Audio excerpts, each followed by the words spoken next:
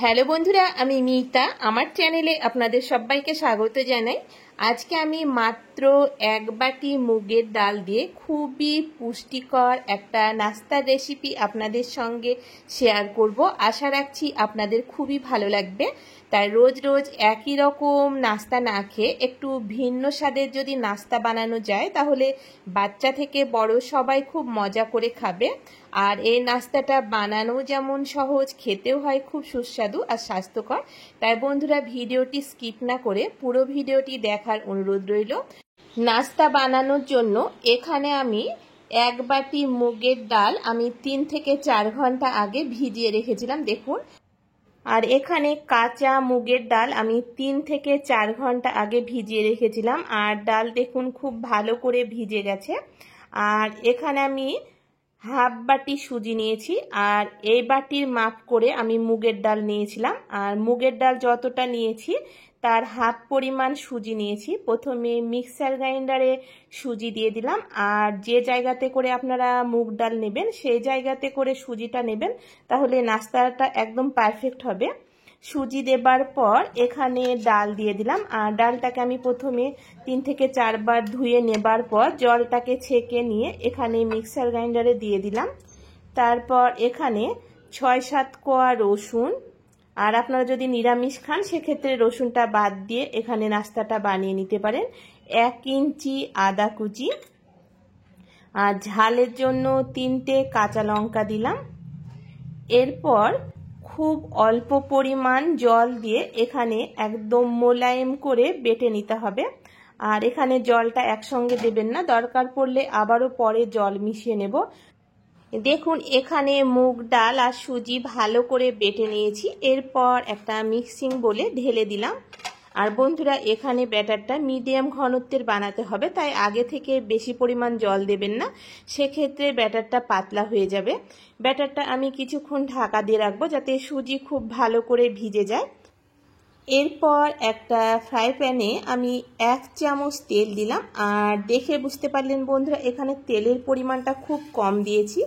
তারপর ফোড়নে 4 চামচের হাফ চামচেরও কম এখানে গোটা জিরে দিলাম। 5-6 কোয়া রসুন কুচি দিলাম। আর জিরে আর রসুন কুচি দেবার জন্য এই টিফিনটা খেতে খুব ভালো লাগবে। তারপর হাফ চামচ গ্রেট করে রাখা আদা দিলাম। রসুন, আদা আর গোটা জিরে 30 থেকে 40 সেকেন্ড ভেজে নেব, যাতে এখানে আদা রসুনের ফ্লেভারটা পুরোপুরি এখানে তেলের ভেতরে যায়। দেখুন এখানে হালকা বাদামি করে রসুন আর আদা ভেজে নিয়েছি। তারপর এখানে একটা মিডিয়াম সাইজের কুচনো পেঁয়াজ দিলাম।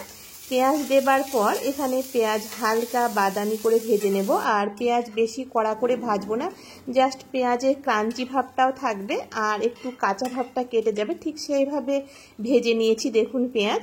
তারপর গ্যাসের ফ্লেমটা একদম লো করে দিয়ে এখানে 2 চামচ গাজর কুচি দিলাম। যেহেতু আমি টিফিনের পরিমাণটা কম বানাচ্ছি, তাই এখানে সবজির পরিমাণটাও আমি কম দিয়ে আজকে বানাবো। আর এখানে গাজর 1 থেকে 1.5 মিনিট তেলের সঙ্গে ভেজে নেবার পর এখানে ক্যাপসিকাম কুচি দিলাম।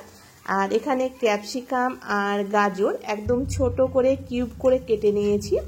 দেখুন এখানে গাজর আর ক্যাপসিকাম তেলের সঙ্গে কিছুক্ষণ ভেজে নিয়েছি। যেহেতু গাজর আর ক্যাপসিকাম এখানে সেদ্ধ হতে সময় লাগবে, তাই মিনিট 2 তেলের সঙ্গে ভেজে নেবার পর এখানে স্বাদ মতো লবণ দিলাম।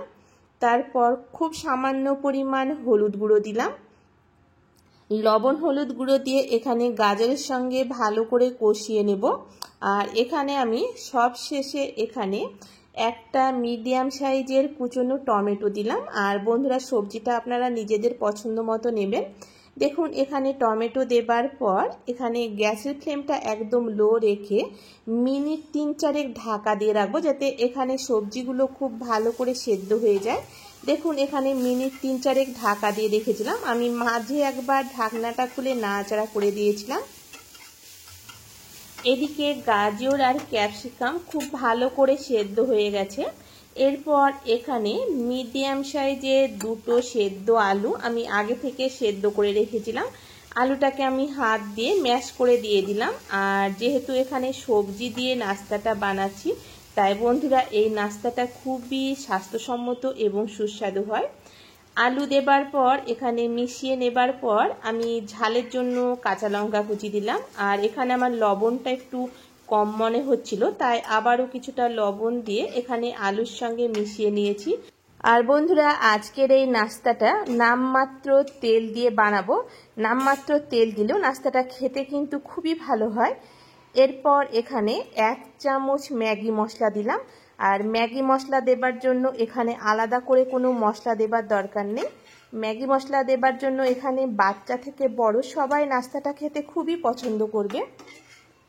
দেখুন বন্ধুরা, এখানে ম্যাগি মশলা দিয়ে ভালো করে আলুর সঙ্গে কষিয়ে নিয়েছি। এখানে আলুর পুরটা সম্পূর্ণ তৈরি হয়ে গেছে।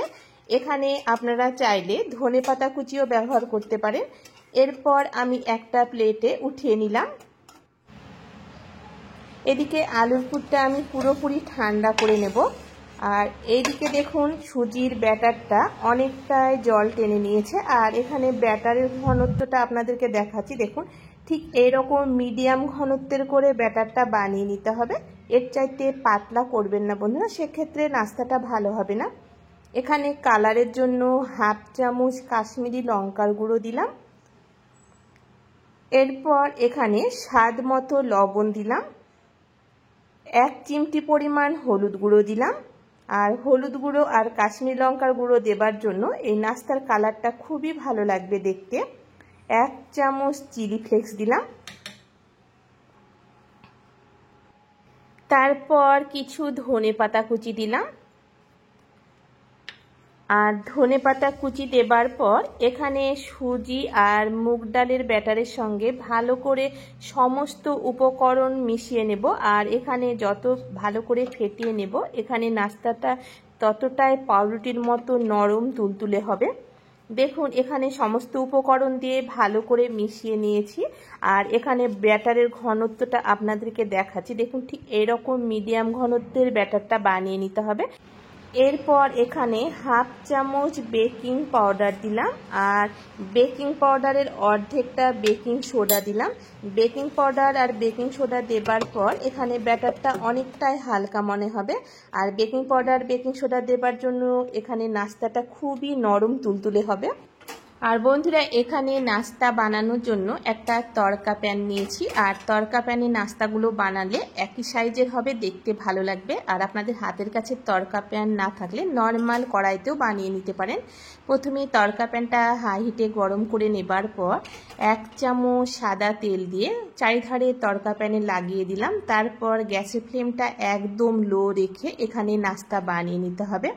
1 হাতা করে মুগ ডাল আর সুজির ব্যাটার দেবার পর যে আলুর আমি পুরটা বানিয়েছিলাম সেটা টিকিয়ার সাইজে করে মাঝখানে দেবার পর আবারও 1 হাতা এখানে মুগ ডাল আর সুজির ব্যাটার দিয়ে দিলাম।